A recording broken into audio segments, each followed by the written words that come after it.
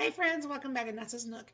I'm just going to make like a simple one pot meal. I'm hoping it turns out, I'm just adding little different things than probably what they actually requested. But I'll bring it down here. This is supposed to be a Tex Melt or Tex, I'll get the right name there for you. But anyway, so everybody that knows that I pre-cook my hamburger and I put this, I drain it and everything like that, so everything's all nice and cooked up. So I never have to worry about that, but the only thing is, because I do that and I don't keep frozen green pepper, frozen onions on stock, that it makes it harder to do meals like this because you're supposed to cook everything all together. However, there's always rules to break, right? So what I'm going to do is they call for a can of tomatoes, and this is just my own canned tomatoes. This would be about what would be a pint. And they didn't say to put that in there, but I think a Texas meal would be really good if it had the green chilies. So I'm putting that in there too. And it did ask for some garlic, so I'm just going to go ahead and use a little bit of my jarred garlic there.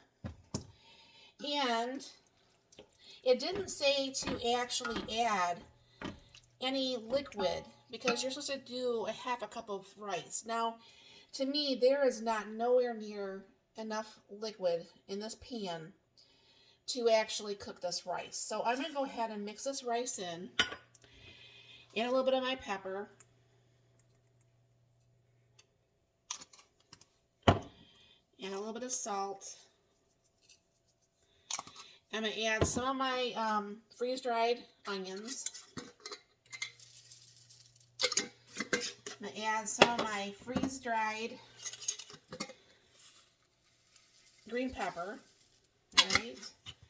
Give that a good little mix up. And then what I'm going to do is the other day I opened up some of the beef broth. So I'm going to just go ahead and throw the rest of that in there. And, well, maybe almost all of it. And stir this up a little bit, see how well I feel, because I don't like dry food. Now, I guess you're supposed to put a little bit of chili powder in here too, which I haven't done.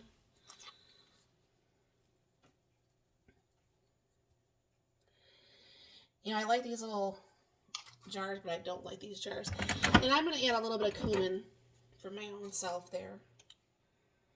Not very much, just a smidge.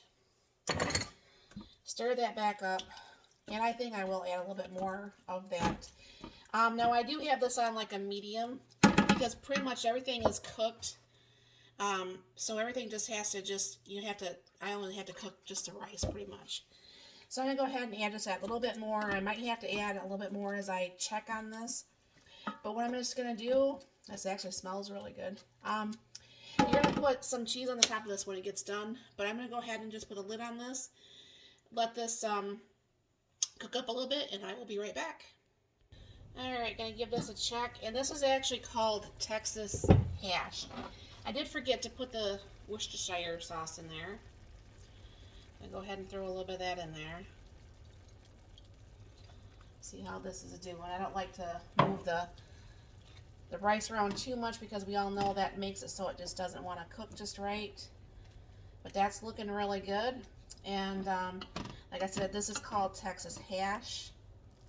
So I'll go ahead and I'll put the lid back on here. Make sure everything's not sticking. And I'll bring it back when this is done. Alright friends, that looks like everything is nicely cooked.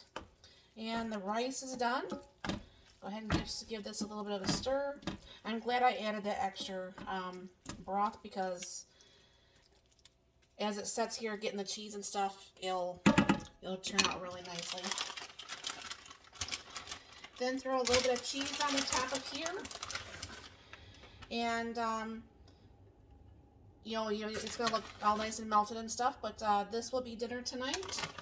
And like I said, this is called Texas hash.